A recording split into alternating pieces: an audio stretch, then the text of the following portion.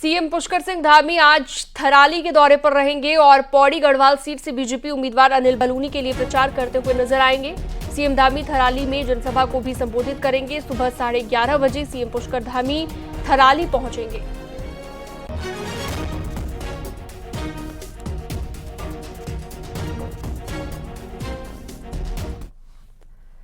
पौड़ी गढ़वाल से बीजेपी के उम्मीदवार अनिल बलूनी आज चमोली जिले के दौरे पर रहेंगे, जहां पर अनिल बलूनी चुनाव प्रचार करेंगे। थराली में अनिल बलूनी चुनाव प्रचार करते दिखाई देंगे। इसके साथ ही आदिबद्री गैरसैंण में भी अनिल बलूनी चुनाव प्रचार करेंगे। तो आदिबद्री गैरसैंण में भी चुनाव प्रचार होगा। आज चमोली जिले के दौरे पर अनिल बलूनी रहेंगे। लगातार अनिल बलूनी चुनाव प्रचार कर रहे हैं और आज चमोली के दौरे पर अनिल बलूनी जहां पर रैलियां रोड शो करते हुए आज दिखाई देंगे। आज चुनाव प्रचार थराली में रहेगा अनिल बलूनी का।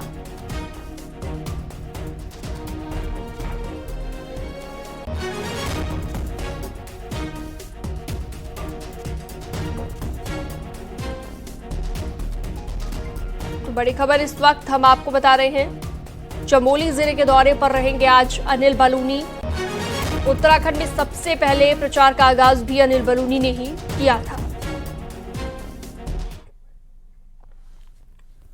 टिहरी लोकसभा सीट से कांग्रेस प्रत्याशी ज्योत सिंह गुनसोला प्रचार के लिए विकासनगर पहुंचे और यहां पर अपने चुनाव ऑफिस का उद्घाटन किया। इस दौरान गुनसोला ने कहा कि देश में इंडी गठबंधन की सरकार बनने जा रही है, जिसके बाद रोजगार की गारंटी, श्रमिकों को गारंटी दी जाएगी। साथ ही गुनसोला ने कहा कि उन्हें जनता का अच्छा साथ मिल रहा है। जनता ने जो है किला भेज दिया और जनता ये बता देगी कि राजशाही के खिलाफ अब ये लामबंद हो चुकी है कि अगर भाजपा बहुत बड़ी पार्टी है, वर्ल्ड लेवल की पार्टी बोलते हैं जिसको, तो उसे तो किसी का दोहन करने और लाने ले जाने की जरूरत ही नहीं है। फिर क्यों विधायकों को तोड़ रही है, सांसदों को ले जा रही है। लोकसभा चुनावों में बॉर्डर इलाकों में सख्ती से चेकिंग की जा रही है ताकि दूसरे राज्यों से पैसा न लाया जा सके। साथ ही अब बैंकों पर भी पैनी नजर रखी जा रही है।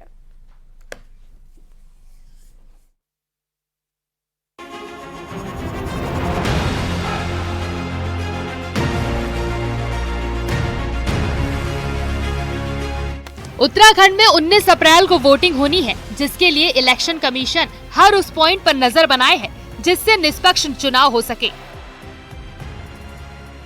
जिसके लिए अब सभी बैंकों की भी हर दिन मॉनिटरिंग की जा रही है। अगर किसी भी अकाउंट में पैसे का बड़ी मात्रा में डिपॉजिट या क्रेडिट होता है तो इसकी जानकारी जिला निर्वाचन अधिकारी को मिल जाए, जिससे खाता धारक से समय पर पूछताछ हो सके। साथ ही बैंकों के एटीएम और कैश वैन को भी अधिक सुरक्षित कर दिया गया है। हम लोग की जो है इलेक्शन टाइम में किस अकाउंट में कई ज्यादा पैसा जो कैश विड्रॉल होता है उसके ऊपर क्लोज मॉनिटरिंग होती है। और हमारा ये भी सिस्टम है, जो बैंक में कोई हाई वैल्यू विड्रॉल होता है कि हाई वैल्यू जमा होता है कोई अकाउंट में, उसके लिए भी हमारा पास अलर्ट आता। हम if it is the business से रिलेटेड है कि क्या है, उसमें हमारा नजर है और हमारा सिस्टम भी है। हमारा इनबिल्ट सिस्टम है जो बैंक उसको टाइम टू टाइम हमको कोई ट्रांजैक्शन में अलर्ट करता है और उसके हमारा भी निगरानी है। चुनाव के चलते उत्तराखंड में 35 जगह पर चेकिंग की जा रही है। साथ ही सीसीटीवी से मॉनिटरिंग हो रही है। वहीं पुलिस का मेन फोकस अवैध रूप से लाई जाने वाली शराब और कैश पर है, जिसके लिए बैंक अधिकारियों के साथ प्रशासन ने मीटिंग की है और हर दिन के ट्रांजैक्शन पर नजर रखी जा रही है, जिससे पता चल सके कि रुपए का किस जगह उपयोग हो रहा है। बेसिकली फोकस शराब और अवैध कैश का है और इसको देखते हुए अभी कार्रवाई भी चल रही है। इसमें कैश को लेकर बैंकों के साथ मीटिंग प्रशासन पुलिस लेवल पर हो चुकी है। कहीं से भी कोई ज्यादा अमाउंट का विड्रॉल अगर हो रहा है, वहां पर कैश जमा हो रहा है बहुत ज्यादा और किसी अकाउंट में ट्रांसफर हो रहा है या कहीं से विड्रॉल ज्यादा हो रहा है, तो उसकी सूचना उनको बैंक को, संबंधित अधिकारी को, पुलिस को, प्रशासन को देनी है। चुनाव के लिए हर प्रत्याशी को 85 लाख रुपए तक खर्च की सीमा इलेक्शन कमीशन ने तय की है। हर प्रत्याशी को भी इस खर्चे का ब्यौरा देना पड़ेगा और प्रत्याशी दूसरे के अकाउंट से पैसों का इस्तेमाल अपने प्रचार के लिए ना करे, इसके लिए पुलिस अब पैनी नजर बनाए हुए है। न्यूज़ 18 के लिए देहरादून से सत्येंद्र बर्तवाल की रिपोर्ट। पटवारियों की हड़ताल के चलते रामनगर में 7 मार्च से आय, स्थायी और जाति प्रमाण पत्र नहीं बन पा रहे हैं, जिसके चलते लोगों को काफी परेशानियों का सामना करना पड़ रहा है। लोगों की दिक्कतों को देखते हुए जिलाधिकारियों ने अमीनों को इस काम का जिम्मा सौंपा है, लेकिन अमीन भी इस काम को नहीं कर रहे हैं। वहीं लोगों की दिक्कतें और ज्यादा बढ़ती जा रही हैं। उधर एसडीएम की अगर माने तो जल्द ही अमीनों के साथ मीटिंग कर उन्हें इस काम को करने के लिए कहा जाएगा। तो देखने को मिल रहा है कि लगभग 1 माह से यहाँ पे जाति प्रमाण पत्र, आय प्रमाण पत्र और स्थायी प्रमाण पत्र पे पटवारी रिपोर्ट नहीं लगा रहे हैं।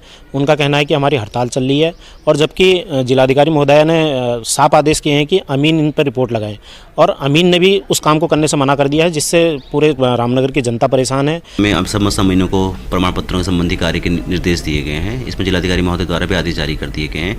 कुछ अमीनों द्वारा भी काम करना प्रारंभ नहीं किया गया। सभी की बैठक बुलाई जा रही है। यदि कोई काम नहीं करता उसके खिलाफ फिर हम शो कॉज नोटिस दिए जाने के आगे की कार्रवाई करेंगे। और आपने अभी तक साइबर फ्रॉड सुना होगा, जमीनों के नाम पर भी फ्रॉड के मामले देखे होंगे, लेकिन क्या आपने आश्रम, स्कूल और अस्पताल बनवाने के नाम पर फ्रॉड सुना है? अगर नहीं तो ये स्पेशल रिपोर्ट देख लीजिए।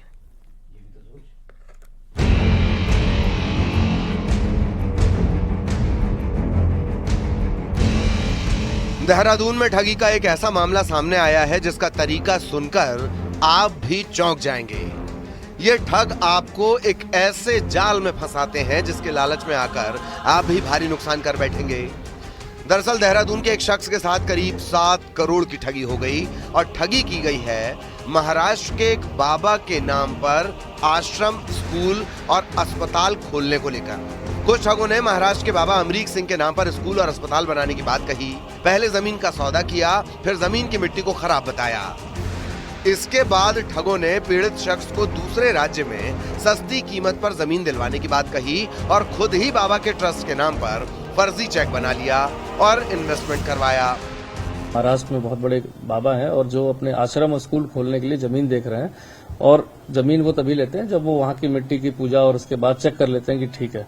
इसके आधार पर उनके द्वारा उसमें इंटरेस्ट दिखाते हुए विभिन्न जगहों पर अपनी जमीनों को दिखाया गया, लेकिन वो जो इसमें अभियुक्त गण थे उनके द्वारा धोखे से उनको ये बताया गया कि उस जमीन का जो अभी सॉइल था वो टेस्ट में पास नहीं हुआ है, लेकिन ऐसी एक जमीन हरियाणा करनाल में भी किसानों की है जहाँ पर सस्ते दामों में मिल जाएगी।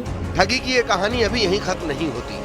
इसके बाद ये ठग जब जमीन का पैसा लेकर आते हैं तो एक और नई कहानी बनाते हैं कि जब वो पैसा लेकर आ रहे थे तो रास्ते में इनकम टैक्स के अधिकारियों ने कैश होने के चलते पैसा जब्त कर लिया। पैसा छोड़ने की एवज में भारी रकम मांग रहे हैं। पीड़ित के झांसे में आते ही फिर रकम दे दी जाती है, और इसके बाद ये सारा पैसा लेकर रफ चक्कर हो जाते हैं। पूरी जमीन की 52 करोड़ रुपए में वो डील हो रही है, और ये सब कुछ कैश और ड्राफ्ट दिखाया गया और डील करने के लिए फाइनल कर लिया गया। लेकिन रास्ते में जब इनको ये डील करने, रजिस्ट्री करने वादी जो जा रहे थे, तो इनको बताया गया कि उनका पैसा रास्ते में इनकम टैक्स वालों ने पकड़ लिया है, और उसको जुर्माने स्वरूप उसको छुड़ाने के लिए उसमें 3 करोड़ रुपए की आवश्यकता होगी, और टोटल 6 करोड़ रुपए जुर्माना हो रहा है, जिस पर उनके द्वारा विश्वास करते हुए 3 करोड़ रुपए उनके द्वारा दे दिए गए। मामला संज्ञान में आने के बाद 13 लोगों के खिलाफ 2 मुकदमे दर्ज किए गए हैं। वहीं जानकारी ये भी मिल रही है कि यूपी और हरिद्वार में इनके खिलाफ 1 दर्जन मामले दर्ज हैं। इनमें जांच जारी है। समाज सेवा के नाम पर की गई ठगी का ये मामला फिलहाल चर्चा का विषय बना हुआ है। न्यूज़ 18 के लिए देहरादून से सतेंद्र बर्तवाल की रिपोर्ट।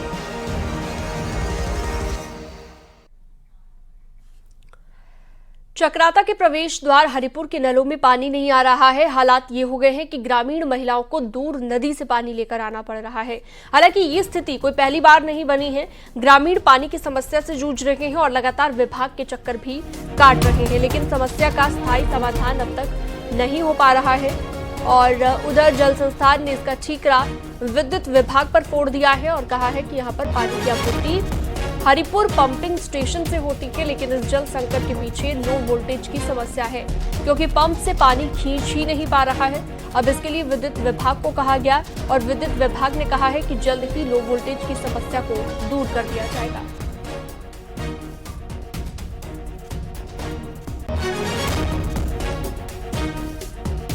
हमें दिक्कत हो रही पानी की, जमुना से लाना पड़ता है पानी। सर ये बामन वाला हरिपुर में जो एक गांव है, यहाँ पे बड़ी समस्या है जी, पानी की हर बार दिक्कत है। पानी पीने की बड़ी समस्या है, पानी की बहुत बड़ी दिक्कत है सर। यहाँ पे हम बार बार आते हैं, एक बार नहीं। अभी वर्तमान में हमारा हरिपुर पंप हाउस से ही पेयजल आपूर्ति होती है। पिछले कई 2-3 दिनों से मेरे कर्मचारियों ने भी बताया है कि इसमें लो वोल्टेज की समस्या आ रही है 12 पे, जिसमें मैंने अपने इलेक्ट्रीशियन संदीप को 2-3 बार भेजा तो वो कह रहा है कि इसमें लो वोल्टेज से आ रही है। यदि हमारे पंप हाउस पे वोल्टेज सही रहे, सब चीज़ प्रॉपर वोल्टेज में हमें लाइट मिले तो जल आपूर्ति कोई समस्या ना हो। इसके रिगार्डिंग मैंने विद्युत विभाग में केसर जी जेई साहब हैं, उनसे भी मैंने 2-3 बार बात की है। जोशीमठ आपदा को 1 साल और 3 महीने पूरे हो चुके हैं। जोशीमठ में पुनर्निर्माण, विस्थापन, ट्रीटमेंट की प्रक्रिया रेड जोन और ग्रीन जोन में फंसकर रह गई है।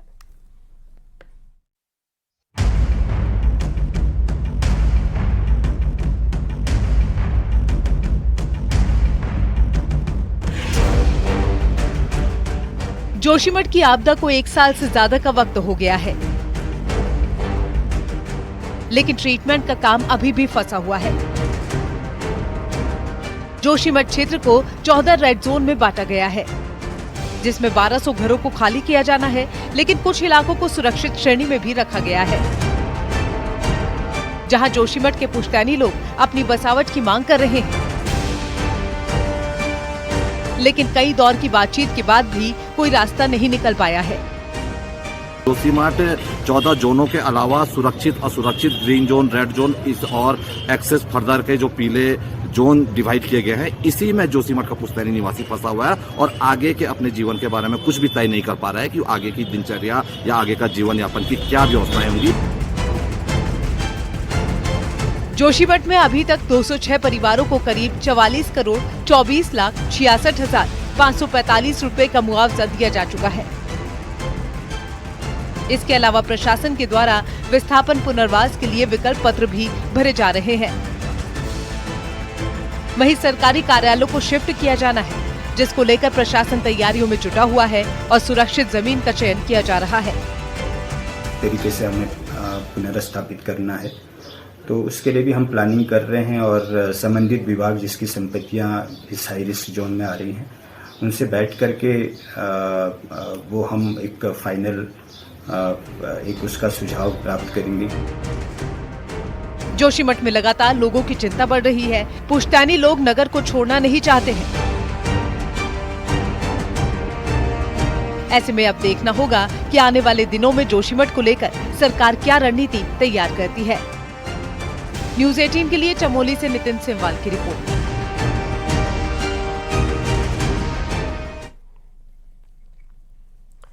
चारों धाम की यात्रा को लेकर प्रशासन की तैयारी शुरू हो गई है। प्रशासन की टीम लगातार बद्रीनाथ धाम का दौरा कर रही है। हेमकुंड साहिब पैदल मार्ग पर 20 अप्रैल से बर्फ हटाने का काम शुरू कर दिया जाएगा। वहीं 15 अप्रैल तक बद्रीनाथ धाम में बिजली पानी की व्यवस्थाओं को ठीक कर दिया जाएगा। सड़क को भी सुचारू करने का काम शुरू कर दिया गया है। कोशिश ये रहेगी कि 20 अप्रैल तक उसको रिस्टोर कर दिया जाए। साथ में जो मास्टर प्लान के वहाँ पे काम होने हैं, उसका भी निरीक्षण अपर जिलाधिकारी महोदय के द्वारा किया गया। वहाँ पे कुछ टीमें हमारी पहुँच चुकी है जो मास्टर प्लान से संबंधित काम को अब सुचारू रूप से संपादित करना शुरू कर दिया है।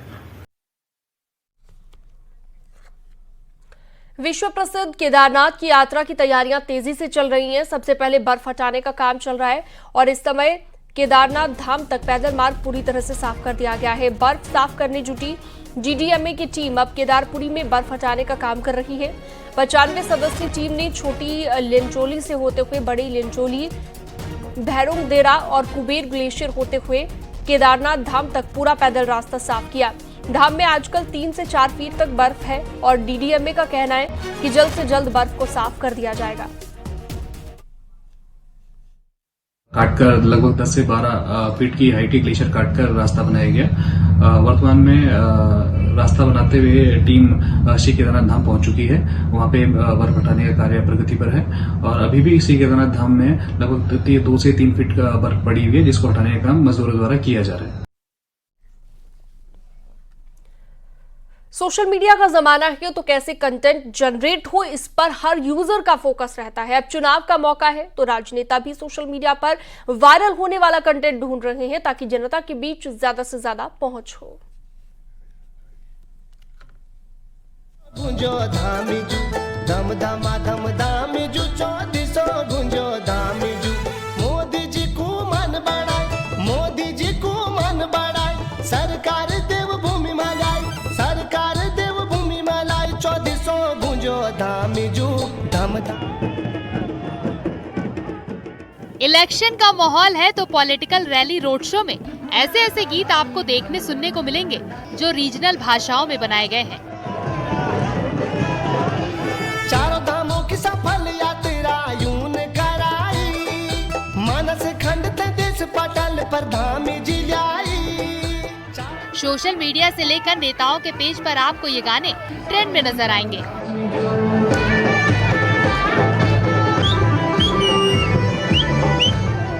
पॉलिटिकल पार्टीज और कैंडिडेट लोकल आर्टिस्ट को नेताओं के प्रमोशनल सॉन्ग बनवाने के लिए कांटेक्ट कर रहे हैं।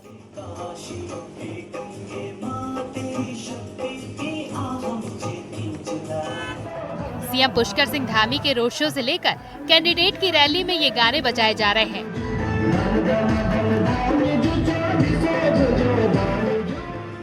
वहीं नेताओं के सोशल मीडिया हैंडल पर भी इन गानों पर वीडियो बनाए जा रहे हैं। युवाओं की चिंता धामी जीत सताई, युवाओं की नौकरी पर जोन डाका चलाई, युवाओं की चिंता धामी जीत सताई, युवाओं की नौकरी पर जोन डाका चलाई, हमें जोन डाका चलाई। हाँ मैं भी कोशिश कर रहा हूँ गाने की, क्योंकि मैं भी युवा हूँ, तो मैं भी चाहता हूँ कि एक अच्छा नेता हमारे सामने आना चाहिए, और हमारी भी वही कोशिश रहती है कि हम युवा के साथ मिलकर कुछ अच्छा काम करें। धम धामा धम धामी जू, 1400 गुंजो धामी जू, मोदी जी को मान बढ़ाई, मोदी जी को मान बढ़ाई, सम्मान नागरिकता पर कदम बढ़ाई। लोकल आर्टिस्ट को काम मिलने पर हॉलीवुड इंडस्ट्री से जुड़े लोग काफी खुश हैं। कई आर्टिस्ट तो ऐसे भी हैं जो कहते हैं ज्यादा काम आने के कारण कुछ काम मना करना पड़ रहा है। मेरे को भी कहीं से कॉल आया था कि इस टाइप का कुछ एक इलेक्शन का सॉन्ग्स बन रहे हैं, तो उनके वीडियोस बनाने के लिए मेरे पास भी कॉल आया था। तो क्योंकि चुनाव माहौल है, तो इस टाइप से हम हर साल जब भी चुनाव होते हैं तो इस टाइप के कॉल्स, ऑडियो वीडियोस बनते हैं। सोशल मीडिया के दौर में राजनेता भी जानते हैं कि जनता के बीच पैठ बनानी है तो उनका मूड भापना जरूरी है, और नया कंटेंट देकर ही लोगों के बीच पहुंचा जा सकता है, जिसके लिए लोकल आर्टिस्ट बेहतर विकल्प लग रहे हैं। न्यूज़ 18 के लिए देहरादून से भारती सकलानी की रिपोर्ट।